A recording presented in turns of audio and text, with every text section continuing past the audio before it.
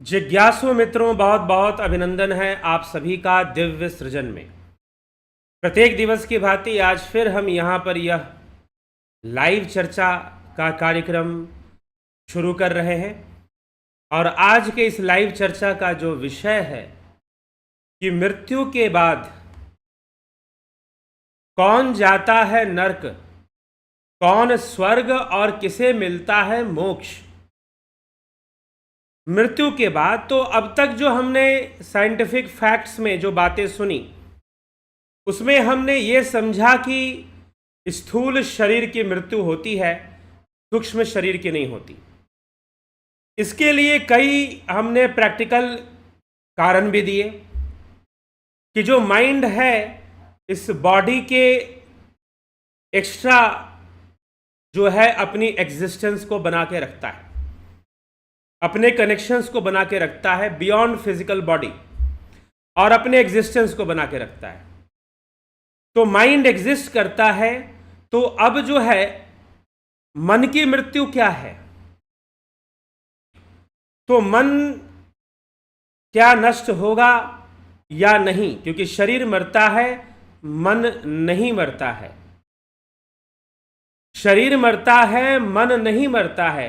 तो जब मन नहीं मरता है तो फिर मन कहाँ जाता है, मन क्या करता है और मन की कौन कौन सी गति मृत्यु के बाद संभव है। तो मन जो है इसमें कुछ वैज्ञानिकों का भी हमने उदाहरण लिया जो ऐसा मानते हैं कि माइंड एग्जिस्ट, सूक्ष्म शरीर रहता है और एग्जिस्ट करता है इस फिजिकल बॉडी के नष्ट होने के बाद भी। तो आगे जो है हम अब जो समझेंगे कि आगे उसकी कैसी गति हो सकती है। वो स्वर्ग में जाएगा, नरक में जाएगा या वो मोक्ष को प्राप्त करेगा। तीन गति हो सकती है। अब हम इसको समझने का प्रयास करेंगे कि यह कैसे गति होती है। साइंटिफिक फैक्ट्स, अब इसमें जो है साइंटिफिक फैक्ट्स बात कही जाती है तो किसी जिज्ञासु ने पूछा कि आप ये साइंटिफिक फैक्ट्स, क्योंकि आप तो अध्यात्म के विषय में बता रहे हैं, तो अध्यात्म भी एक विज्ञान है और साइंस का मतलब क्या है? Systematic knowledge. और सिस्टमैटिक नॉलेज कब पॉसिबल है? जब उस पर रिसर्च हो और जब उस पर सर्वे हो और उसका कारण हो। कारण मतलब कॉज होना चाहिए कोई ना कोई, क्योंकि साइंटिफिक रिसर्च भी डिपेंड करता है कॉज एंड इफेक्ट थ्योरी पर। उसी पर बेस्ड सारे एक्सपेरिमेंट किए जाते हैं कि हम कारण जानने की कोशिश करते हैं। तो बिना कारण के कुछ होता नहीं है। तो जब हम भारतीय दर्शन का अध्ययन करते हैं, भारतीय दर्शन का और वैदिक फिलॉसफी को पढ़ते हैं, तो वैदिक फिलॉसफी की जो शुरुआत है, जो वैदिक दर्शन है, फिलॉसफी ऑफ वेदास, ये कहां से शुरू होता है? तो कॉज एंड इफेक्ट थ्योरी से होता है, कार्य कारण सिद्धांत। और इस कार्य कारण सिद्धांत का नाम है सत्कार्यवाद। सत्कार्यवाद कि हर कार्य अपने अस्तित्व के पहले अपने कारण में स्थित था। हर कार्य अपने अस्तित्व के पहले अपने कारण में स्थित था। अगर घड़ा का कारण मिट्टी है तो घड़ा अपने अस्तित्व के पहले मिट्टी में स्थित था, ऐसा कहा गया है। हर कार्य अपने अस्तित्व के पहले अपने कारण में स्थित हुआ करता है। तो यह सांख्य दर्शन की, वैदिक फिलॉसफी की first cause and effect theory है और इसी पर बेस्ड सारी चर्चा चलती है। तो अब यहां पर साइंटिफिक फैक्ट्स इसलिए रखा जा रहा है क्योंकि everything depend on action and reaction, और उसी पर बेस्ड हमारी चर्चा है। हां, अगर हम कुछ और चर्चा करते हैं, सपोज मान लीजिए कि मैं ये कहता हूं कि मृत्यु के बाद आप स्वर्ग में जाएंगे तो आपको ईश्वर जो है स्वर्ग भेजेगा, आपको ईश्वर नरक भेजेगा, या यमराज नरक भेजेंगे या यमराज स्वर्ग भेजेंगे। कुछ अगर ऐसी बात मैं करता हूं तो फिर that do not belong to science. तो स्वर्ग और नरक, अंग्रेजी में अगर हम बोले तो heaven and hell, how you go to heaven और how you go to hell, तो God send you according to Christianity, according to biblical proofs. जो बिब्लिकल थ्योरी है वो ये कहती है कि क्रिश्चियनिटी में आफ्टर डेथ, मृत्यु के बाद, इस शरीर को छोड़ने के बाद अगर आप हेवन में जाते हैं तो जब आप वही जा पाएगा हेवन में जो क्रिश्चियन है, जिसने गॉड को एक्सेप्ट किया है। जो क्रिश्चियन नहीं है वो कभी भी हेवन उसे नहीं मिलेगा। और जिसने गॉड को एक्सेप्ट नहीं किया है, भले वो कितना भी पुण्य का काम करता हो, पूरे संसार में वो कितना भी पुण्य का काम करता हो, कितना भी अच्छे काम करता हो, if he do not accept God, then he will get eternal separation from God and he will send to hell. उसे हेल में भेजा जाएगा, उसे हेल में भेजा जाएगा, उसे नरक में भेजा जाएगा। ये कौन डिसाइड करेगा? गॉड डिसाइड करेगा।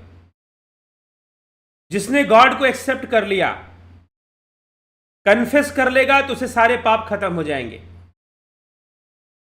होली बात लेते ही उसके सारे पाप खत्म हो जाएंगे और वो जो है चला जाएगा कहां पर? उस बैप्टाइज्ड हो गया, क्रिश्चियन बन गया, तो उसके सारे पाप नष्ट हो चुके हैं और वो स्वर्ग में चला जाएगा। ये कौन कहता है? ये बाइबल कहती है। This is biblical theory. But हम ये नहीं कह सकते कि ये साइंटिफिक है। क्यों? क्योंकि यहां पर एक बाउंडेशन है गॉड का। लेकिन जब आप भारतीय दर्शन में आते हैं, वैदिक मत में आते हैं, तो स्वर्ग कौन जाएगा, नरक कौन जाएगा? कोई गॉड या कोई देवता इसके लिए जिम्मेदार नहीं है। आपको स्वर्ग भेजने में, आपको नरक भेजने में। स्वर्ग का कॉन्सेप्ट क्या है, नरक का कॉन्सेप्ट क्या है? कोई भगवान आपको स्वर्ग नहीं भेजते, कोई भगवान आपको नरक नहीं भेजते, कोई जिम्मेदार नहीं इसके लिए। तो ऊपर ऊपर से अगर आप मान लीजिए कि आप भगवान को मानते भी हैं, तो इसका मतलब ये नहीं कि आप स्वर्ग चले जाएंगे, क्योंकि भगवान स्वयं कह देते हैं कि तुम्हारे कर्म, तुम्हारा कर्म फल और तुम्हारा कर्तापन, इन तीनों में मेरा कोई संयोग नहीं है। और स्वर्ग और नरक की जो प्राप्ति होगी वह तुम्हें तुम्हारे कर्मों के कारण होगी। तो यहां पे कारण आ गया, यहां पर एक्शन और रिएक्शन आ गया। Whole life is only reaction. हमारे द्वारा पूर्व में किए गए एक्शन का परिणाम हमारा यह जीवन है। And what is reaction? प्रकृति ही रिएक्शन है, कृति और प्रकृति। अगर आप प्रकृति को समझना चाहते हो तो ज्यादातर हम ऊंचे ऊंचे पहाड़, सुंदर नदियां देखकर हम कहते हैं कि भाई यह तो प्रकृति है। नहीं, प्रकृति का मतलब है रिएक्शन। और हम लाइफ में जो भी फेस कर रहे हैं वो सब रिएक्शन है। तो यहां न्यूटन थर्ड लॉ अप्लाई हो जाता है। Every action is has equal and opposite reactions. Her action का एक इक्वल और अपोजिट रिएक्शन भी होता है। This is Newton third law of motion. तो स्वर्ग और नरक की जो प्राप्ति है वो आपके कर्म पे आधारित होगी, ना कि कोई देवता या गॉड या कोई भगवान आपको स्वर्ग भेजेंगे या नरक भेजेंगे। बिल्कुल नहीं भेजेंगे, वो उनके अधिकार क्षेत्र के बाहर है। दिस इज वैदिक फिलॉसफी। यह वैदिक सिद्धांत है कि आपको स्वर्ग नरक की प्राप्ति के पीछे कारण है, और कारण आपका कर्म है। इसमें कोई देवता हस्तक्षेप नहीं कर सकता, इसमें कोई भगवान हस्तक्षेप नहीं कर सकते। हां, अगर मान लीजिए कि ऐसा होता है कि कोई देवता जो है उसे स्वर्ग में ले जाना चाहते हैं, जैसे कि विश्वामित्र जी थे, उन्होंने एक नया ही स्वर्ग बना दिया। तो ये तो उनका योग बल था। योगी देवताओं से भी ऊपर होते हैं भाई। योगी को स्थान जो भगवान कृष्ण ने दिया है, तपस्वियों से भी बड़ा, ज्ञानियों से भी बड़ा, कर्मियों से भी बड़ा योगी हुआ करता है। योगी स्वयं भगवान होता है। तो भगवान विश्वामित्र जी को भगवान कहा भी जाता है। अब यहां पर कुछ लोग हो सकता है वो लिखे कि नहीं नहीं, भगवान तो सिर्फ राम और कृष्ण होते हैं। भैया, आपको शास्त्रों का ज्ञान नहीं है इसका मतलब। भगवान, उपनिषद पढ़िए आप, प्रश्नोपनिषद में ऋषि पिपलाद को भी भगवान शब्द से संबोधित किया गया है। कई जगहों पर सम्मान देने के लिए भी ऋषियों को या योगियों को भगवान कह दिया गया है। भगों से जो संपन्न है वो भगवान है। 6 प्रकार के भग होते हैं। तो कोई भगवान या कोई सिद्ध योगी अगर ऐसा करते हैं तो वो उनकी तपस्या है और वो सामर्थ्यवान उतने होते हैं, और जिसकी तपस्या हो उसके लिए करते हैं, उसके लिए करते हैं। तो बिना पुण्य के संभव नहीं है। पुण्य पुंज बिन मिल ही न संता, तुलसीदास जी कहते बिना पुण्य के तो संत भी नहीं मिलते। किसी के जीवन में अगर किसी योगी का पदार्पण होता है, किसी के जीवन में किसी अध्यात्म ज्ञानी का, आध्यात्मिक रहस्यों को जानने वाले योगी का अगर पदार्पण हो रहा है, तो समझो कि उसके पिछले जन्मों का पुण्य है। उसके जन्मों के पुण्य है, तभी उसका ऐसा संयोग मिल रहा है, संयोग बन रहा है। तो हमको इस विषय को समझना है। ये सारी बातें पुण्य पर निर्भर करती है। पुण्य क्या है? पुण्य एक कर्म है। पुण्य एक कर्म है।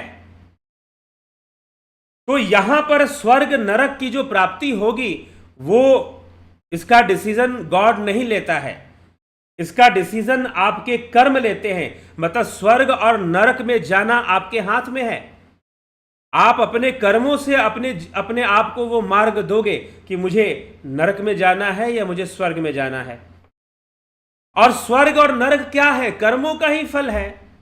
और जब कर्मों का ही फल है तो इस जीवन में भी स्वर्ग भोग लेता है मनुष्य, और इस जीवन में भी नरक भोग लेता है। यह भी शास्त्र मान्यता है। ऐसा नहीं कि स्वर्ग और नरक का जो भोग है वो सिर्फ देह त्यागने के बाद, मृत्यु के बाद है। जी नहीं, इस जीवन में रहते रहते भी हो जाएगा। हां, लेकिन उसकी एक लिमिटेशन जरूर होती है। जो असामान्य पीड़ा होती है, असामान्य पीड़ा या असामान्य दुख जो होता है, वह जो होता है असामान्य दुख, असामान्य पीड़ा, जो हमारा ये शरीर नहीं भोग सकता, तुरंत जो है वो उससे अलग हो जाएगा। तो जो जीवात्मा भटकती है आफ्टर डेथ, जो भटकती है, वो जो है बहुत पीड़ा झेलती है। जब वो अत्यधिक पीड़ा को सहन करती है तो फिर वो नरक का भोग करती है। या वो भटकती है, भोगों के वशीभूत होकर वो इधर उधर भटकती रहती है कि उसे भोग प्राप्त हो जाए। उसकी जो डिजायर्स है, क्योंकि जैसी डिजायर्स होंगी वैसी गति होगी। यम यम वापि स्मरण भावम त्यस्तंते कलेवरम तम तमे वेति कौन्तेय सदा तद्भाव भावित। जो जो जैसी जैसी भावना करता है उसकी वैसी ही गति होती है, उसकी वैसी ही गति होती है, जो जो जैसी जैसी भावना करता है। तो जो बहुत अत्यधिक आसक्त रहता है फिजिकल चीजों में, वो जो है वैसी ही गति को प्राप्त करता है, फिर उसी डायरेक्शन में जाता है, फिर उसी दिशा में जाता है। और आफ्टर डेथ भी वो अनेकों कष्ट भोगता है, भटकता रहता है। तृष्णामयी जीवन वह बिताता रहता है, तृष्णामयी जीवन वह बिताता रहता है। उसके बाद भी, और ज्यादा कठिन होता है क्योंकि उसके पास फिजिकल बॉडी भी नहीं है, और वो फिजिकल बॉडी के डिजायर से ग्रस्त रहता है। लेकिन जो ऐसे नहीं हैं, जो ऐसे नहीं हैं, जिनके पास पुण्य की पूंजी, और पुण्य की पूंजी कब आएगी? जब आप दान करोगे। जब आप दान करोगे तो पुण्य की पूंजी बनेगी। दान करने का मतलब ये नहीं कि आपने किसी को पैसे दे दिए। दान करने का मतलब किसी को आपने सहायता की, श्रम किया, किसी को आपने सही कर्म किए। तो दान देने का ये मतलब होता है। तो अगर आपने पुण्य की पूंजी इकट्ठी की है, और पुण्य की पूंजी सबसे ज्यादा कौन इकट्ठा करता है, तो वो योगी जो आध्यात्मिक लोग हैं वही इकट्ठा करते। क्यों? क्योंकि वो संसार का सत्य जानते हैं, इसीलिए अनासक्त भाव से वो दान कर देते हैं। लेकिन जो संसार के सत्य को अच्छे से स्वीकार नहीं करते, उनके मन में दुविधाएं रहती हैं, उनके मन में बहुत सारी कठिनाइयां रहती हैं, और वह जो है उनका पुण्य भी उतना बड़ा नहीं बन पाता है, क्योंकि वो पूरी तरह से अनासक्त नहीं हो पाते, वैसी भावना नहीं ला पाते। इसलिए भगवान अर्जुन ने जब ये प्रश्न किया भगवान श्री कृष्ण से कि हे केशव, हे कृष्ण, अगर कोई योग मार्ग पर चल रहा है और वो योग भ्रष्ट हो गया या उसकी मृत्यु हो गई, तो फिर उसका क्या होगा, क्या गति होगी? तो उसी को श्री कृष्ण ने बताया है कि सारी चीजें ना रहेंगी, लेकिन योग रहेगा उसके साथ। सारी चीजें नहीं रहेंगी मतलब संसार के फिजिकल बॉडी पर जो चीजें बनी हैं वो नहीं रहेगी, जैसे रिश्ते हो गए और बहुत सारी चीजें, धन, स्थूल रूप में धन दौलत जो भी है। तो वास्तविक धन तो वैसे मनुष्य का कर्म ही है, वही असली धन है, वही असली पूंजी है, और उसी के आधार पर बाहरी धन प्राप्त होता है। उसी के आधार पर बाहरी धन प्राप्त होता है, जिसको आप स्वर्ण कहते हो या बैंक बैलेंस कहो। तो जो मनुष्य है, अगर उसने योग कर्म किया है, योग के मार्ग पर चला है, तो फिर वो अगले जन्म में अपने पुण्य के कारण वह श्रीमानों के घर में जन्म लेता है, और उससे पूर्व पुण्य के कारण स्वर्ग का सुख भी भोगता है, स्वर्ग का सुख भी भोगता है फिर वो।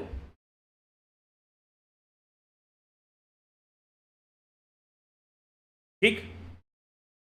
तो अपने पुण्य के कारण, अपने कर्मों के आधार पर उसकी यह गति होती है। तो यह भी श्री कृष्ण ने यह भी हमें बता रखा है। तो यह भी बात उसी पे आधारित चली जा रही है, एक्शन एंड रिएक्शन। एक्शन होगा, रिएक्शन होगा, चाहे वो बाहर में हो रहा हो, चाहे वो आपके द्वारा कर्म के रूप में हो रहा हो, और किस भावना से हो रहा हो। तो जैसा एक्शन होगा, प्रकृति बड़ी सूक्ष्म है, प्रकृति बहुत सूक्ष्म है, और प्रकृति बहुत विशाल भी है। प्रकृति इस खुले आसमान में भी, विशाल आसमान में भी है। प्रकृति आपके सूक्ष्म विचारों में भी है, वहां भी प्रकृति का नियम कार्य कर रहा है, वहां भी नेचुरल फेनोमेनन वर्क कर रहा है। What are you thinking? Everything has reaction, every action has reaction. इसीलिए जितने भी लेक्चर हैं, मैं उन सब को साइंटिफिक फैक्ट्स के साथ कनेक्ट करके बोलता हूं, इसीलिए टाइटल में साइंटिफिक फैक्ट्स लिखा रहता है, और पूरा एक प्लेलिस्ट साइंटिफिक फैक्ट्स के नाम से है, आप उसको जरूर सुने। एवरी एक्शन हैज रिएक्शंस, तो एवरी थॉट भी एक एक्शन है, छोटा सा एक्शन है, रिएक्शन उसका भी होता है। और जब बहुत ज्यादा नेगेटिव थॉट्स का फ्रीक्वेंसी बढ़ जाती है, तो रिएक्शन क्या होगा? आप डिप्रेशन में चले जाओगे। तो एवरी एक्शन हैज रिएक्शन, वो होना ही है। और स्वर्ग नरक जो कुछ भी है वो इसी के अंदर है। स्वर्ग नरक जो कुछ भी है वह इसी के अंदर है, एक्शन रिएक्शन के अंदर ही है, ना कि कोई गॉड का डिसीजन है, अकॉर्डिंग टू वैदिक फिलॉसफी। वैदिक दर्शन के अनुसार आपको जो हेल मिलेगा, आपको जो हेवन मिलेगा, इसमें गॉड का कोई पार्टिसिपेशन नहीं है, कोई विश नहीं है, कोई विल नहीं है, उसका कोई ऐसी इच्छा नहीं है कि आप स्वर्ग में जाएं या नरक में जाएं, वो कुछ भी नहीं चाहता इस मामले में, वो अनबायस्ड है। तो फिर आपके जो कर्माज हैं वही आपको ले जाते हैं हेल में, हेवन में, वैसी स्थिति में। और जाना हुआ तो इस जन्म में, इसी शरीर में भी आपको नरक जैसी स्थिति भोगनी पड़े और स्वर्ग जैसा सुख भोगना पड़े, इसी स्थिति में हो सकता है। ठीक है?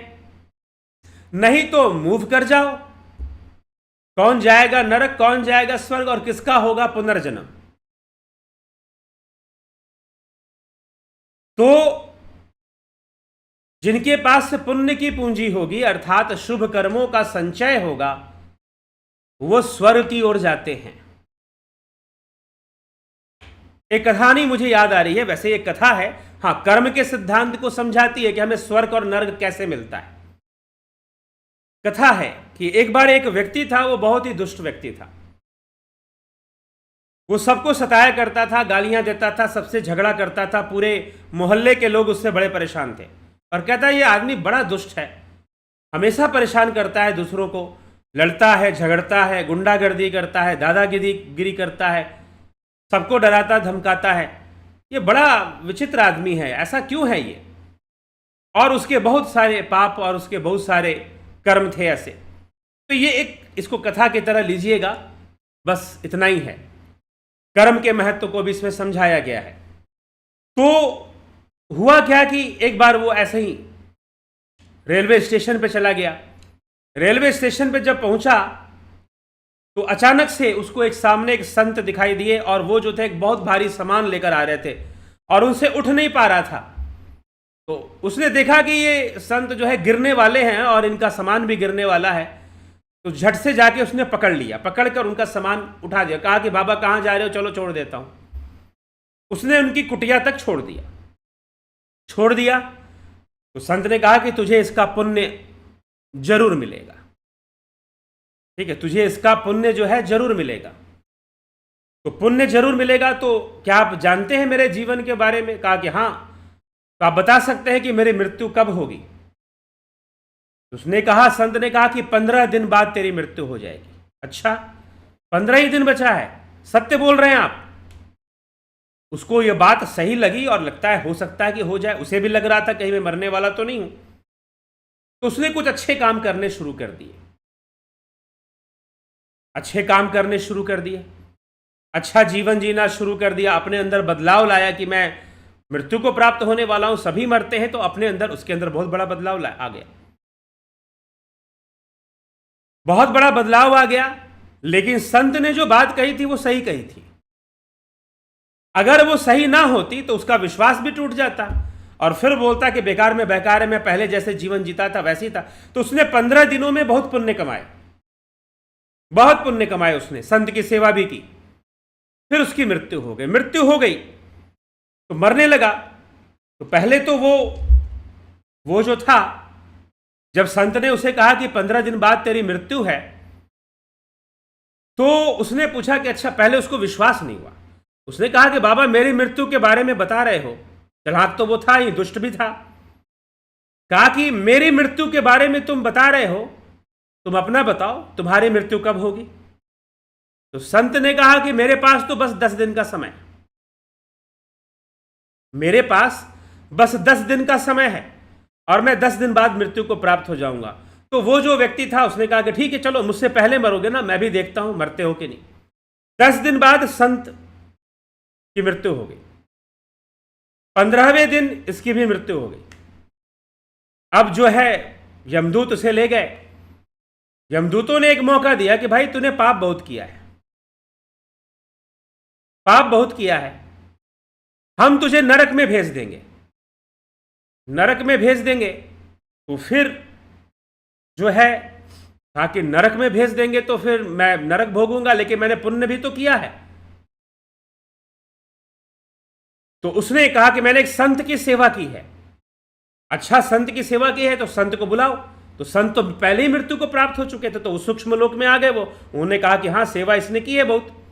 कहा कि ठीक है, चल ठीक है, हम तुझे एक विकल्प देते हैं कि 15 दिनों तक तूने बहुत पुण्य कमाया है, लेकिन बाकी जीवन तूने पाप कमाया है।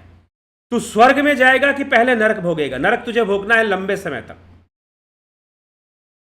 नरक जो तुझे भोगना है लंबे समय तक। और 15 दिन तूने जो पुण्य किए हैं उसके बदले में हम तुझे 15 महीने तक स्वर्ग में रखेंगे, और उसके बाद तुझे युग भर, मतलब कि कई वर्षों तक नरक की अग्नि में तुझे रहना है।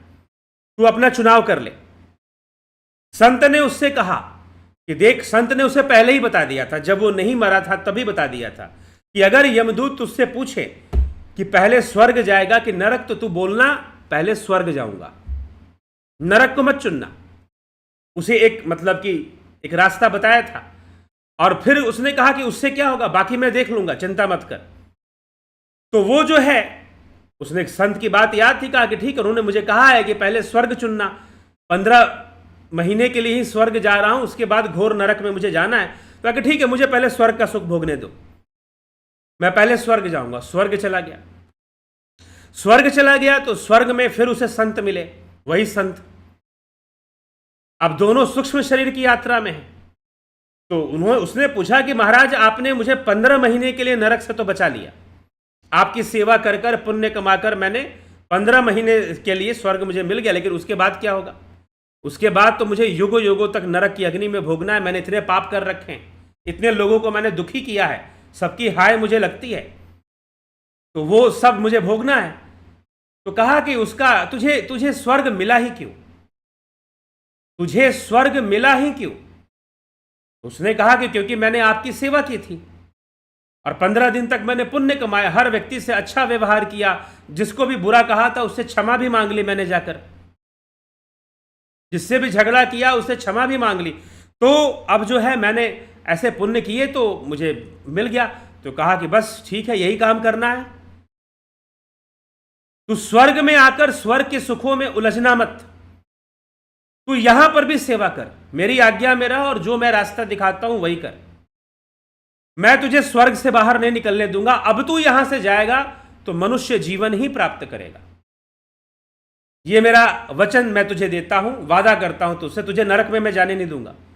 हालांकि ये योगी का सामर्थ्य है, इसीलिए विश्वामित्र जी ने अपने शिष्य के लिए स्वर्ग बना दिया था, अपने तपस्या से, अपने तपोबल से। क्योंकि संतों के पास, योगियों के पास सूक्ष्म सिद्धांत होता है, वो प्रकृति को बड़ी ही सूक्ष्मता से जानते हैं, इसलिए वो आपको सही गाइड कर देते हैं। प्रकृति के सूक्ष्म गति को वो जानते हैं कि स्वर्ग और नरक क्यों मिलता है, स्वर्ग और नरक क्यों मिलता है, ये संत को पता था। तो पता था तो उसने उनको वो रास्ता दिखा दिया कि भाई पुण्य कर्म तूने किए थे तो मिला है, तो पुण्य कर, आगे भी पुण्य कर, आगे भी मेरे निर्देशन में कार्य कर, जो मैं कहता हूं वो कर। उसने कहा कि ठीक है महाराज, जैसा आप कहोगे। और उसके स्वर्ग के जो दिन थे बढ़ते गए। जब भी यमदूत उससे पूछते कि पहले स्वर्ग भोगेगा या नरक, वो कहता पहले स्वर्ग। इसीलिए गुरु सत्ता की महिमा होती है, लेकिन अब गुरुडम फैल जाता है, वो एक अलग बात है। तो जो है कर्म, पूरा अर्थ ये है, पूरा अर्थ ये है, गुरु का भी कार्य है शिष्य को शुभ कर्म में लगाना, साधना मार्ग पे लगाना, न कि बस अपने आप को गुरु कहलवाना, अपनी पूजा करवाना। ये कोई गुरु का कार्य नहीं है। तो गुरु भी कर्म में लगाते हैं, शुभ कर्मों में, और फिर जो है पुण्य की वृद्धि होती है। लेकिन अगर पाप की वृद्धि हो जाए तो मनुष्य फिर से चूक जाता है स्वर्ग का सुख भोगने से और नरक में जाने से बच नहीं पाता है। तो स्वर्ग और नरक का जो आधार है वो एक्शन है, वो कर्म है, ना कि गॉड है, ना कि कोई भगवान आपको स्वर्ग भेज रहे हैं, कोई भगवान आपको नरक भेज रहा है। बिल्कुल ऐसा नहीं, सिर्फ और सिर्फ आपका कर्म है, सिर्फ और सिर्फ एक्शन एंड रिएक्शन है। इसी के वशीभूत आपको स्वर्ग की प्राप्ति हो रही है, इसी के वशीभूत आपको नरक की प्राप्ति हो रही है। इसीलिए पूर्व मीमांसा शास्त्र कर्म के प्रति आपको जागरूक करता है, कर्म के प्रति आपको जागरूक करता है कि आप शुभ कर्मों को करो और नियमित रूप से अच्छे कर्मों को एकत्र करो। तो यह हमें समझना है। अब बात आती है, चलो स्वर्ग और नरक, अब बात आती है मोक्ष। कर्मों के वशीभूत ही पुनर्जन्म भी प्राप्त हो जाता है। लेकिन मोक्ष किसे मिलता है? मोक्ष उन्हें मिलता है जो अपने आप को प्रकृति के इस कर्म चक्र से मुक्त करते हैं। मोक्ष उन्हें मिलता है जो कर्म चक्र जो लगा हुआ है उससे अपने आप को फ्री कर लेते हैं, चित्त वृत्ति का निरोध करते हैं। चित्त वृत्ति का निरोध करके अपने आप को कर्म फल के चक्र से मुक्त कर लेते हैं, वो मोक्ष के अधिकारी बनते हैं। कर्म होता कैसे है? पहले विचार के रूप में होता है, फिर वो कर्म क्रिया के रूप में होता है शरीर के माध्यम से, लेकिन पहले तो वो विचार के रूप में होता है। मनुष्य जो चित्त वृत्ति का निरोध कर देता है, योगी जो चित्त वृत्ति का निरोध कर देता है, वो स्वरूप की उपलब्धि करता है। स्वरूप मतलब आत्मा की प्राप्ति हो जाती है, आत्म स्थिति को प्राप्त हो जाता है, शुद्ध चैतन्य को प्राप्त हो जाता है, सच्चिदानंद को प्राप्त हो जाता है, सतचित्त आनंद। सतचित्त आनंद मतलब ब्लिसफुल प्योर कॉन्शियसनेस, सतचित्त आनंद, ब्लिसफुल प्योर कॉन्शियसनेस, इसको कहते हैं सतचित्त आनंद। तो जो योगी है वो सतचित्त आनंद को प्राप्त हो जाता है, वो प्योर कॉन्शियसनेस में रिसाइड करता है, उसमें स्थित हो जाता है, आत्म स्थित हो जाता है, स्थित प्रज्ञ आत्म स्थिति को प्राप्त कर जाता है, स्वरूप की अवस्था को प्राप्त करता है। तद दृष्टु स्वरूपे अवस्था नाम, अपने रियल सेल्फ को प्राप्त करता है। तो जो ऐसा प्राप्त कर लेता है, जो ऐसी अवस्था को, वो मोक्ष, क्योंकि उनको कर्म नहीं बांधते। क्योंकि कर्म तो विकृति में है, कर्म तो 3 गुणों में है, और सेल्फ के ऊपर, जो रियल सेल्फ है, उसके ऊपर 3 गुणों का आवरण है। और वो 3 गुण के जो आवरण जब हट जाते हैं, ध्यान योग, यह ध्यान योग का विषय है। हम निष्कर्म की अवस्था में जाते हैं, निष्कर्म, कोई कर्म ही ना हो जहां पर। इसलिए महर्षि पतंजलि ने 4 प्रकार के कर्म बताए हैं, शुक्ल कृष्ण, कृष्ण शुक्ल अर्थात मिश्रित, शुक्ल कृष्ण मिश्रित, और अशुक्ल अकृष्ण अर्थात पाप पुण्य और मिश्रित। हम कुछ ऐसे भी कर्म करते हैं जिसमें पाप पुण्य दोनों ही होता है, दोनों ही मिक्स होता है उसके अंदर, पाप और पुण्य। लेकिन योगियों का जो कर्म होता है, ना पाप होता है ना पुण्य होता है, वह निष्काम कर्म होता है, उसका फल ना पाप के रूप में ना पुण्य के रूप में होता है। तो ऐसे जो कर्म करते हैं, ऐसे योगी जो हैं, वो कर्म बंधन से मुक्त हो जाते हैं। वो 3 गुणों के आवरण को खत्म क्या करते हैं, तीनों गुण सम की अवस्था में आ जाते हैं। और जब तीनों गुण सम हो जाते हैं, संतुलित हो जाते हैं, तो वहां कोई कर्म नहीं होता। क्योंकि कर्म होने के लिए तीनों गुणों में भेद होना जरूरी है, क्योंकि कर्म प्रकृति के वशीभूत। यही तो भगवान श्री कृष्ण श्रीमद् भगवद गीता 3 अध्याय में लिखते हैं कि प्रत्येक जीव प्रकृति के वशीभूत गुणों के वश में हुआ, गुण के वश में हुआ, कर्म करने के लिए विवश है। विवश है मतलब ही एनीवन कांट डिनाई फ्रॉम कर्म, कोई भी कर्म से डिनाई नहीं कर सकता, कर्म तो उसका होना ही है। एनीवन कांट डिनाई, कोई डिनाई नहीं कर सकता। तो इसलिए कर्म होना है। लेकिन जो योगी हैं, मात्र वही हैं जो प्रकृति को संतुलित कर तीनों गुणों को सम करके कर्म से अलग हो जाते हैं, और कर्म बंधन में फिर वो नहीं बंधते। तो जो कर्म बंधन में नहीं बंधते, वो मोक्ष की यात्रा करते हैं। उनका मन, क्योंकि मन के रहने के लिए भी 3 गुणों का रहना जरूरी है, अंतःकरण के रहने के लिए भी 3 गुणों का रहना जरूरी है। ट्रिनिटी, सांख्य दर्शन, ये क्रिश्चियनिटी वाला ट्रिनिटी नहीं है। Heavenly father, holy spirit and soul, ये ट्रिनिटी पढ़ाई जाती है क्रिश्चियनिटी में। This is the biblical trinity. मैं उसकी बात नहीं कर रहा हूं, क्योंकि मैं ट्रिनिटी वर्ड यूज कर रहा हूं, तो कई बार आपका जो बाइबल थोड़ा जानते होंगे, हो सकता है तो बाइबल का टॉपिक है ट्रिनिटी। नो, वहां पर जो ट्रिनिटी है, God, holy spirit and soul and son of God, sorry soul नहीं, सन ऑफ गॉड, इन तीनों की ट्रिनिटी है। Son of God, Jesus is the son of God.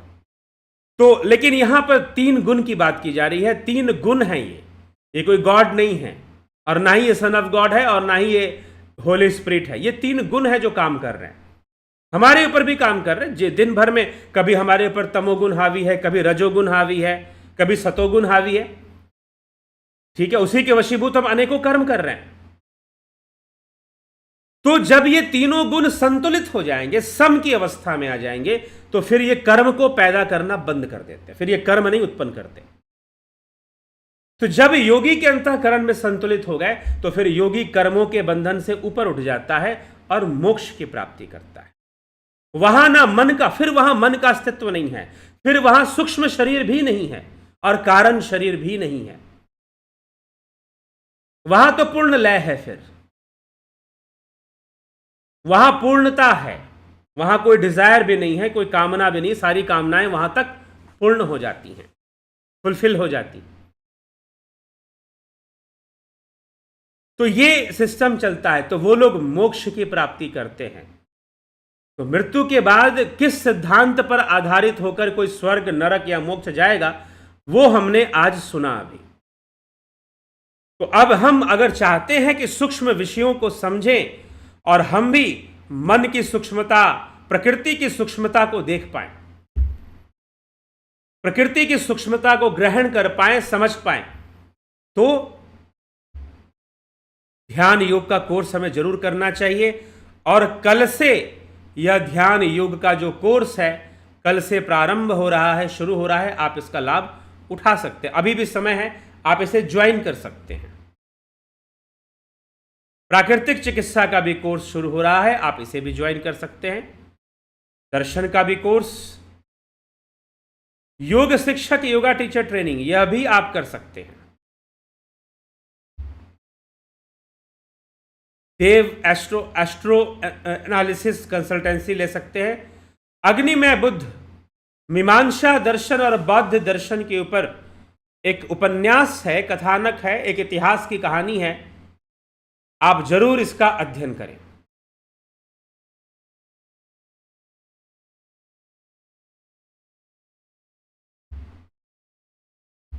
Amazon से प्राप्त कर सकते हैं, नहीं तो सीधा मुझसे भी प्राप्त कर सकते हैं। तो चलिए इस प्रकार से आगे बढ़ते हैं हम, और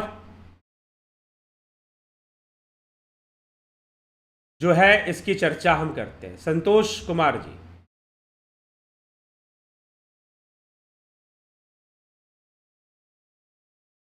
बहुत अभिनंदन है। कन्हई कुमार जी, अनुज सिंह जी, योगेश खैरनर जी,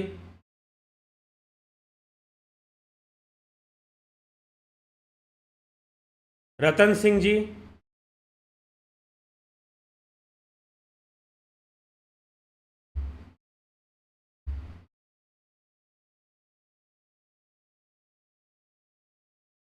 शर्मा मनोज जी, सविता नायक जी, सतीश मास्टर जी, श्वेता राय सिन्हा जी, बहुत अभिनंदन है आप सभी का। नरेंद्र माकुड़े जी, गुरुदेव, ज्ञानेंद्र भाटी, विष्णुचंद्र मौर्य, अतुल कोल्हे जी, शिखर शर्मा जी, अमन कक्कर जी, आशा रानी जी, स्मिता सावंत जी, पोस्ट प्रकाश शर्मा जी, राम विलास जी, गुरु भक्ति, एके त्यागी जी। मेरे पिताजी का हार्ट अटैक से डेथ हो गया हॉस्पिटल में, बहुत मानसिक कष्ट में हूं। मानसिक कष्ट में है तो ध्यान योग का कोर्स करिए, मैं यही कहूंगा आपसे। ये जो ध्यान योग का कोर्स चलता है, इसका अभ्यास शुरू कीजिए। अब आप कहेंगे कि भाई मानसिक में कष्ट में हूं, ध्यान योग नहीं कर पाऊंगा, तो आपको लगता है कि सीधा ध्यान लगवा दिया जाएगा। जी नहीं, पहले कुछ प्रैक्टिस करवाई जाएगी। ध्यान योग 1 महीने का कोर्स है भाई, सीधा ध्यान में थोड़ी ना घुस जाओगे। अभ्यास कराया जाता है, ध्यान तो आखिरी चरण में जाकर होगा। प्रैक्टिस करवाई जाएगी जिससे कि विचारों को कंट्रोल में किया जाए, इमोशंस को कंट्रोल में किया जाए, फीलिंग्स को कंट्रोल में किया जाए। ध्यान योग का कोर्स करिए, यही उपाय है अगर मानसिक कष्ट में है तो।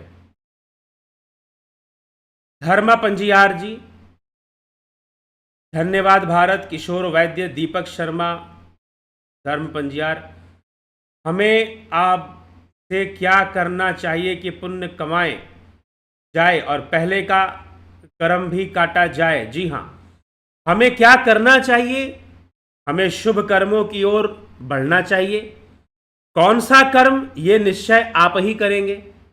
बस आपको इतना ध्यान रखना है, आपको यह विश्वास रखना है कि आज मैं जो भी करूंगा उसकी प्रतिक्रिया उत्पन्न होगी।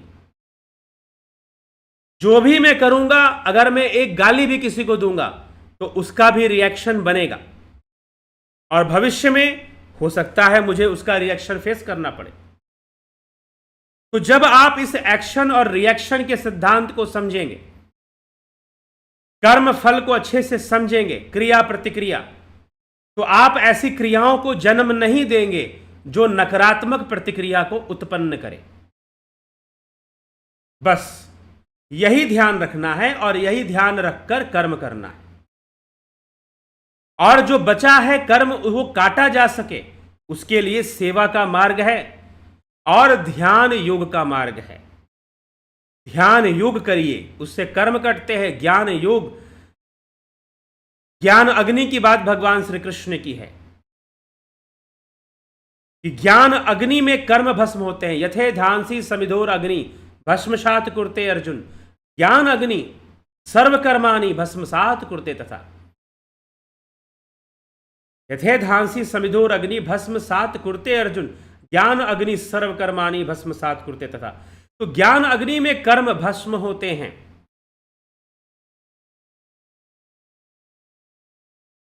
ठीक,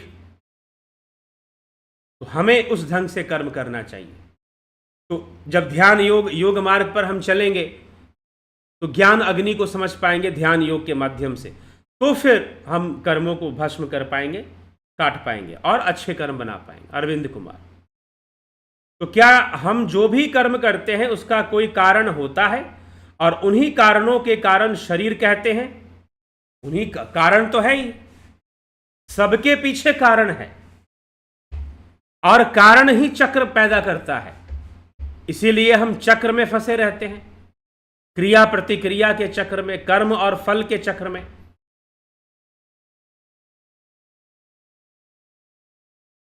तो कारण बनता है, कारण इंद्रियां बनती हैं, इंद्रियों का कारण अंतःकरण, अंतःकरण का कारण 3 गुण। इस तरह से एक सीक्वेंस चलता रहता है। तो अंतिम कारण तो ब्रह्म ही है सबका, वेदांत शास्त्र कहता है, अद्वैत। तो यह हमें समझना है और कारण तो होता ही है, कुछ भी क्रिया का कारण है। फिर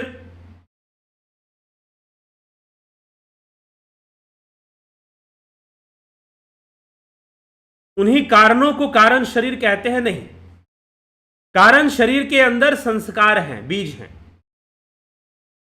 और उसका आधार लेकर कर्म शुरू होता है तो सूक्ष्म शरीर बनता है।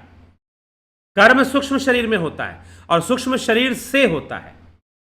कर्म का दोष भी वही ग्रहण करता है, सूक्ष्म। तो कारणों से मतलब संस्कारों से, उन संस्कार कारण हैं। हमारे कर्मों के पीछे कौन कारण है? हमारे संस्कार हैं। और संस्कार कहां रहते हैं? कारण शरीर में रहते हैं। इसीलिए कारण शरीर को, संस्कार होने के कारण उसे कारण शरीर कहा जाता है। बीज रूप में कर्म होते हैं, संस्कार रूप में कर्म वहां पर होते हैं। वो क्रियाशील नहीं होते, इसलिए प्रतिक्रिया भी उत्पन्न नहीं करते हैं, तो वो उसमें बीज रूप में होते हैं। क्योंकि बीज, वृक्ष का कारण क्या है? बीज। पेड़ का कारण क्या है? बीज। बीज से निकला है। ठीक, उसी प्रकार कारण शरीर बीज रूप में होता है। फैक्टास्टिक, रूपलाल विश्वकर्मा, राजू पाल, घनश्याम सरोदे जी, कानू जी, धर्मराज सोलकर, अरुण पंडित जी। कानू जी, आप बहुत अच्छा काम कर रहे हो, थैंक यू, आपको भी बहुत धन्यवाद। सीताराम माली जी, अरविंद कुमार जी, सर सच्चिदानंद कौन है, देवता या ऋषि? नहीं, सच्चिदानंद हमारी आत्मा है, प्योर कॉन्शियसनेस, चैतन्य है। काशीनाथ जी, वंशराज जी, कोई स्वर्ग और नरक देखा है कि कहां है और वहां जाते किसी को देखा है? आपने शुरू से सुना है ये व्याख्यान? अगर नहीं तो शुरू से सुनिए।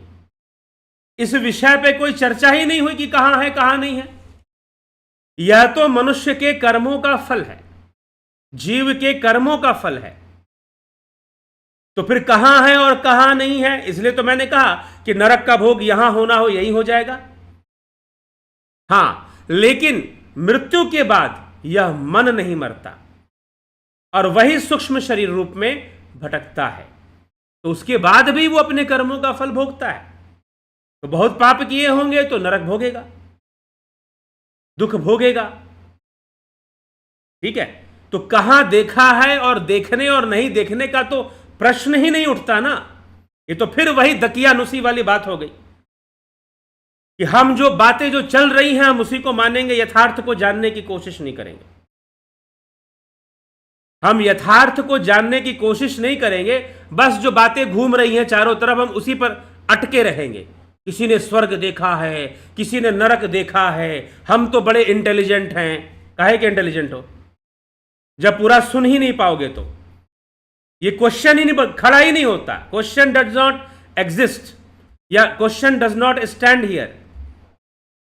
यहां ये क्वेश्चन स्टैंड ही नहीं करेगा कि स्वर्ग कहां है, नरक कहां है, क्योंकि इसका एक्सप्लेनेशन ही नहीं हो रहा। यहां तो एक्सप्लेनेशन हो रहा है कर्म सिद्धांत कि स्वर्ग और नरक की जो व्याख्या है, उसकी प्राप्ति का जो आधार है वो क्या है, वो शास्त्र हमारे क्या कहते हैं इस विषय में।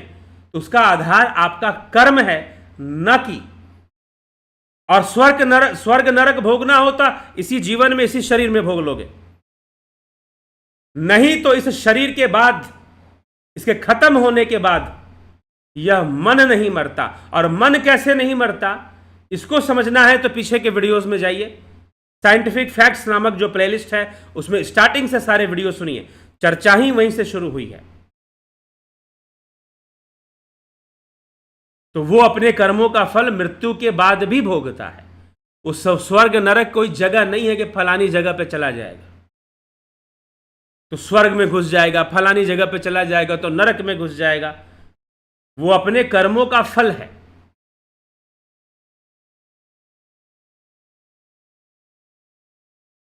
गुरु भक्ति।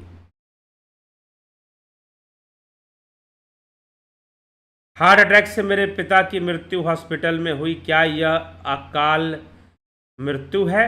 नहीं, अकाल कैसे, रोग से मृत्यु हुई है।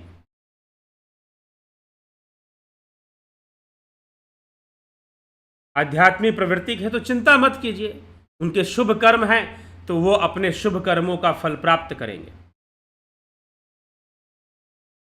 धर्म पंजियार जी, वो 3 गुण क्या है बता दिए, सतोगुण, रजोगुण, तमोगुण। ब्रह्मज्ञानी सदजीव नहीं मरता, इसका क्या मतलब है? ब्रह्मज्ञानी सदजीव नहीं मरता, मोक्ष की प्राप्ति होती है उन्हें। ब्रह्मज्ञानी सदजीव नहीं मरेगा मतलब? लवकुश वर्मा जी, प्रभुदत्त शर्मा जी, लोगों को पागल बनाना बंद करो, कोई लाभ नहीं मिलता ध्यान योग से। योग करोगे तब तो मिलेगा लाभ।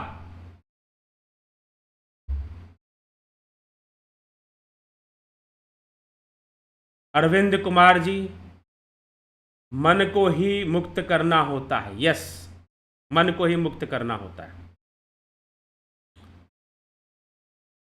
मन ही तो बंधन में है, कर्म बंधन में, गुणों के बंधन में, संस्कारों के बंधन में। जलाराम राय का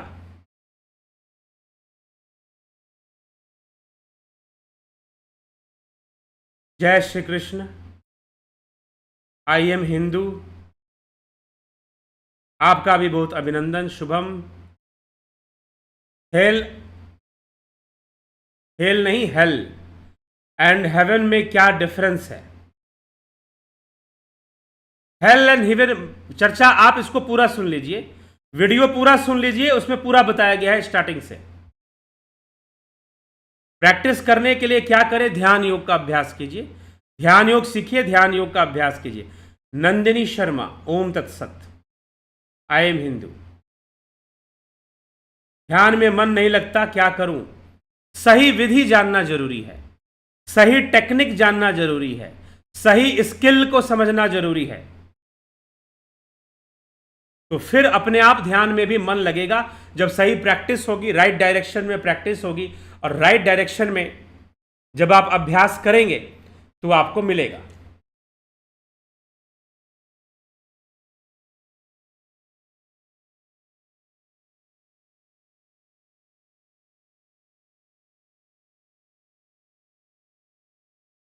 दीपक शर्मा, भाई ध्यान योग से कोई फायदा नहीं मिलता है तो ड्रॉप कर दे, यहाँ कोई क्यों हो आप?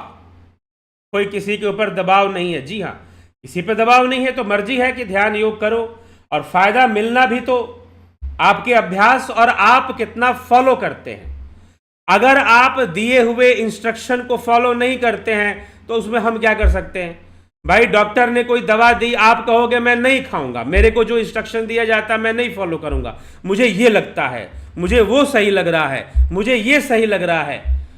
जब आपको सब अपने आप ही सही लग रहा है तो अपने आप ही करते रहो जो करना है।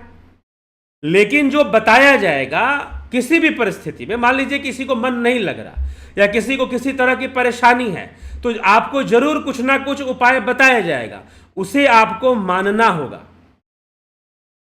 नहीं मानोगे, कभी इधर से इन्फ्लुएंस हो जाओगे, कभी उधर से इन्फ्लुएंस हो जाओगे, कभी कुछ, तो फिर कहां से होगा? नहीं हो पाएगा फिर। ठीक है, अगर कोई बात कही जा रही है तो उसको उस ढंग से मानना पड़ेगा, उस ढंग से मानकर आपको आगे बढ़ना पड़ेगा। और अगर आप नहीं कर पा रहे हो तो फिर जो है उसको आप छोड़ दो, मत करो। तो इसलिए जो है ये बात सबके लिए होता है, क्योंकि आप इंस्ट्रक्शन फॉलो करेंगे ही नहीं तो अब हम क्या कर सकते हैं? जबरदस्ती थोड़ी ना करवाएंगे, मैं किसी के साथ जबरदस्ती नहीं करवाता। डॉक्टर ने मान लीजिए आपको कोई दवा दे दी, अब ये भाई साहब मान लो कि कह रहे हैं कि नहीं होता, लेकिन बहुत सारे लोग कह रहे हैं हमें तो हो रहा है फायदा, हमें तो अनुभव हो रहा है, हमें लाभ बहुत हो रहा है। एक नहीं है, अनेकों लोग हैं। ठीक, चलिए।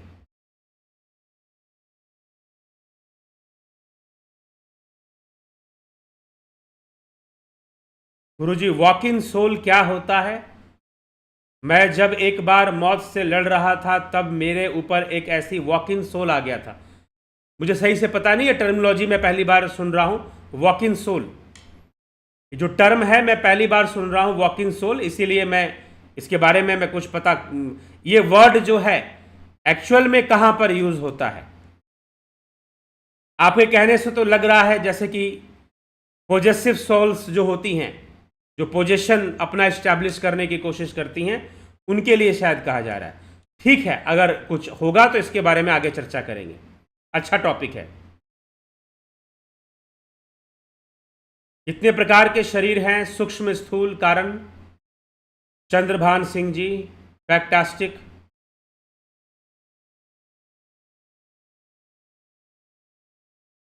कर्णपासी ध्यान करके डर गए, आगे कंटिन्यू करने की हिम्मत नहीं हो रही है।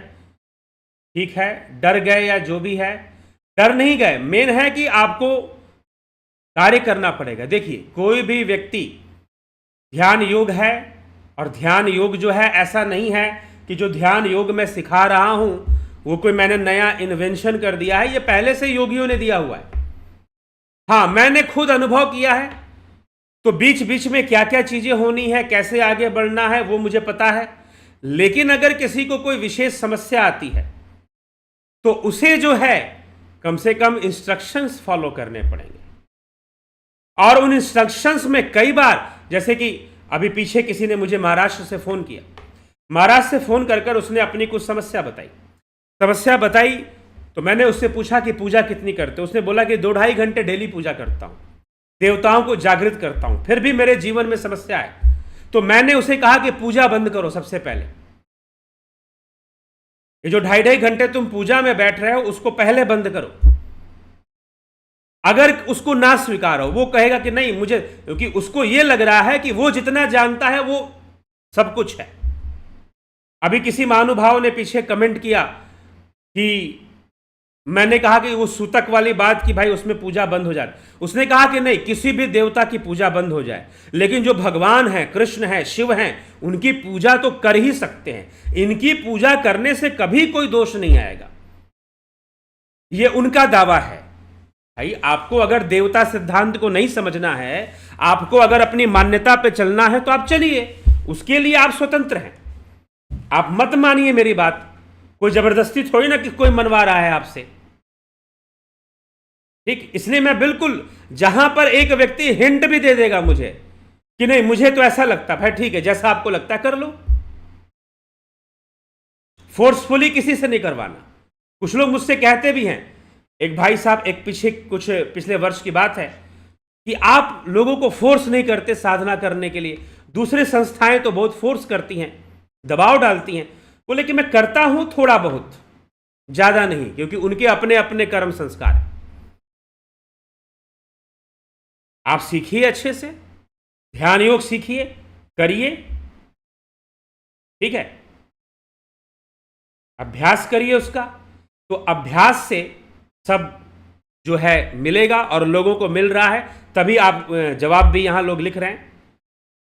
मेरे को तो पता चलना शुरू हो गया है और थोड़ी स्पीड कम है, तो कमी मेरी है, योगी की रेगुलर नहीं हो पा रही है, लेकिन जितना किया है उसका रिजल्ट मेरे सामने है। जी हाँ, जिन्होंने किया है, जिन्होंने थोड़ा सा भी किया है, दीपक जी कह रहे हैं मैंने तो बहुत ज्यादा नहीं किया क्योंकि टाइम ही नहीं मिलता, तो जितना मिलता है उतना किया है, उसी में बदलाव दिखाई देता है।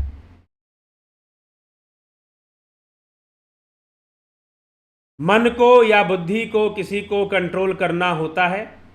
जी हां।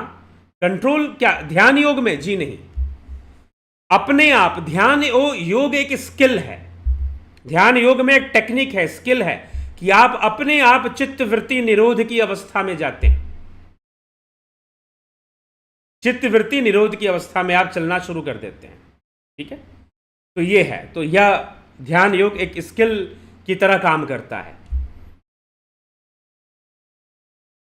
मनुष्य का क्या मनुष्य योनि में जन्म होता है? ऐसा मान्य नहीं है, और ये जरूरी, हाँ इसकी संभावना अधिक है ये कह सकते हैं, लेकिन ये जरूरी नहीं है कि मनुष्य योनि में ही जन्म होगा। जन्म कामनाओं की पूर्ति के लिए, डिजायर्स को फुलफिल करने के लिए जो है वो किसी भी योनि की ओर अग्रसर हो सकता है, जा सकता है, क्योंकि स्थूल शरीर तो बाहर से है। अब एक बात बताइए कि स्थूल शरीर में भी क्या कितना डिफरेंस है पशुओं के साथ हमारे। मान लीजिए कोई, जैसे कि एक जानवर है गाय, तो हमारे शरीर के बनावट में और उसके शरीर के बनावट में कितना अंतर है। एक चूहा है, मान लीजिए चूहा है, चूहे के शरीर की बनावट, हाँ साइज छोटा है, लेकिन बनावट में बहुत, आंतरिक बनावट में बहुत डिफरेंस नहीं है। इसीलिए बहुत सारे मेडिसिन जिनका एक्सपेरिमेंट चूहों पे किया जाता है, बहुत सारे जो मेडिसिन बनते हैं आदमी के लिए बनते हैं, लेकिन उनका एक्सपेरिमेंट चूहों पे किया जाता है, बंदर पे किया जाता है कई बार। किसी को जबरदस्ती कंट्रोल नहीं करना है, किसी को जबरदस्ती कंट्रोल नहीं करना। ये जो प्रश्न किया गया है, मन या बुद्धि में से किसको कंट्रोल करना है, किसी को जबरदस्ती कंट्रोल नहीं करना है। पहली बात तो आप ये समझ लीजिए, ध्यान योग में ऐसा कुछ भी नहीं सिखाया जाता। जिन लोगों ने ध्यान योग किया है वो जानते हैं क्या सिखाया जाता है कि मन को कंट्रोल करो, मन को रोको, बुद्धि को रोको, नहीं। स्किल दिया जाता है, स्किल, टेक्निक दी जाती है, और उस टेक्निक का अभ्यास करने से अपने आप विचार शांत होते हैं, अपने आप विचार रुकने शुरू हो जाते हैं, बुद्धि अपने आप शांत होनी शुरू हो जाती है, ना कि कोई जबरदस्ती मन बुद्धि को कंट्रोल करना है। चलिए सर, हमारे सभी विचार हमारे कारण शरीर से उठते हैं, जिसमें सभी संस्कार होते हैं, ठीक। हमारे सभी विचार हमारे कारण शरीर से उठते हैं, जी हां, संस्कार का बीज वहीं पर है। Brahm Gyani is the creator of all immortal, dying never. Brahm Gyani is the conferrer of the way of liberation, the perfect being. कौन ब्रह्म ज्ञानी है? पहली बात तो यह है, रिवार्डर of deeds. Brahma रिवार्डर of deeds, किसके डीड्स को? ब्रह्म Gyani is the सकाउरर of helpless. ये जो व्याख्या है शायद आपकी व्याख्या है, शास्त्र सम्मत व्याख्या शायद ऐसा नहीं है, कुछ और है ब्रह्म ज्ञानी के विषय में। विवेक चूड़ामणि आदि गुरु शंकराचार्य ने जो व्याख्या दी है ब्रह्म ज्ञानी की, वो कुछ और है। क्रिएटर तो कभी होता ही नहीं है वो। हाँ, ब्रह्म भी क्रिएटर नहीं है। एक्चुअली में जो वेदांत है और जो सांख्य है, वो क्रिएशन की थ्योरी को मानते ही नहीं है। Vedanta do not accept the theory of creation, they accept theory of manifestation and theory of evolution. विकासवाद को मानते हैं और विवर्तवाद को मानते हैं। और जहां ब्रह्म की विचारधारा है वहां विवर्त है, सब कुछ, पूरा संसार ब्रह्म का विवर्त है, ना कि क्रिएटेड है। It is not created, this world is not created.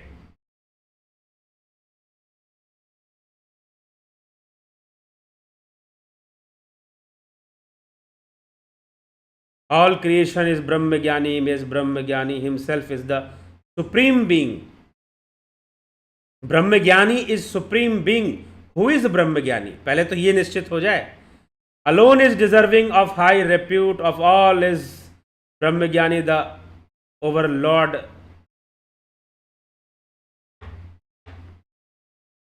सृजनी महंता, the laws of the spirit world किताब में है, आपको किंडल अनलिमिटेड ऐप से मिल जाएगा। ठीक है, देख लेंगे। यहां पर हम शास्त्रों के आधार पर चर्चा कर रहे हैं, तो उसको समझना है।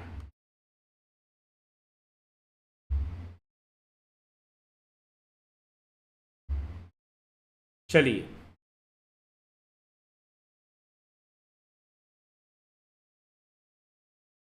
ध्यान योग ना करके सिर्फ ज्ञान योग से मोक्ष को प्राप्त नहीं किया जा सकता। ज्ञान योग जरूरी है, साधन है, लेकिन ध्यान योग भी जरूरी है। ज्ञान योग में विचार हैं और ध्यान योग, इसीलिए ध्यान पर उतरना पड़ता है। लवकुश वर्मा, मुझे लाभ नहीं बहुत लाभ हुआ है ध्यान योग से। जी हां, जो भी ईमानदारी से करेगा वो यही कहेगा कि मुझे लाभ नहीं बहुत लाभ हुआ है, और निश्चय ही आपको बहुत लाभ हुआ है। योग मनुष्य जीवन का परम लक्ष्य है। मन को साधना तथा उस परम पिता का दिव्य स्वरूप का अनुभव करना, उसमें स्थित प्रज्ञता प्राप्त करना ही जीवन का लक्ष्य का संकल्प लेकर योग किया जाए तो सब मिलता है। जी हां, सही मानसिकता। क्या 84 लाख योनि वाली बात सही है? योनियां होती हैं, अनेकों योनियां होती हैं, बिल्कुल। ध्यान के मार्ग पर चलिए, यही मानव जीवन का एकमात्र लक्ष्य है। ध्यान योग से हमारे पितृ परिवार जनों का लाभ होता है। वसुदेव कुटुंबकम, जी हां, जो लोग करते हैं उनको लाभ मिलता है, और लोगों को लाभ मिलता है तभी लोग लिखते हैं, बताते हैं, कहते हैं। कल भी कमेंट्स में लिखा कि मुझे नाद सुनाई देता है, नाद ध्यान होता है। तो हम जो है इस तरह से समझें और आगे अग्रसर हो। चलिए, समय काफी हो गया है, तो इसी के साथ हम जो है अपने इस कार्यक्रम को विराम देंगे। कल फिर मिलेंगे एक नए टॉपिक के साथ। सूक्ष्म शरीर और प्रकृति के सूक्ष्म रहस्य को समझना, जीवन के सूक्ष्म रहस्य को समझना, और साथ में जो आध्यात्मिक बातें हैं, शास्त्रों की जो बातें हैं, वो हमें समझ में आए। हमें समझ में तभी आएगा जब हम उसके पीछे के कारण को समझेंगे। सिर्फ कथा कहानी सुन लेंगे तो बातें समझ में नहीं आएंगी। जैसे कि महानुभाव ने पूछा, किसी ने देखा है स्वर्ग कहाँ है, किसी ने देखा है नरक कहाँ है? अरे भाई, पूरा बात तो सुन लो, यहां कहा क्या जा रहा है। कहाँ की तो कोई प्रश्न ही नहीं है ना। आधार कर्म है। नरक का अस्तित्व किस पे निर्भर है? कर्म पे निर्भर है। स्वर्ग का अस्तित्व किस पे निर्भर है? कर्म पे निर्भर है। तो ये हमें समझ लेना है, और उसी पे आधारित हमें चर्चा को करना है, उसी पर आधारित हमें बात को समझना है। चलिए, इसी के साथ हम जो है इस कार्यक्रम को आगे ले चलते हैं, और कल फिर मिलते हैं 9 PM लाइव चर्चा में। बहुत बहुत आभार आप सभी का। ओम तत्सत।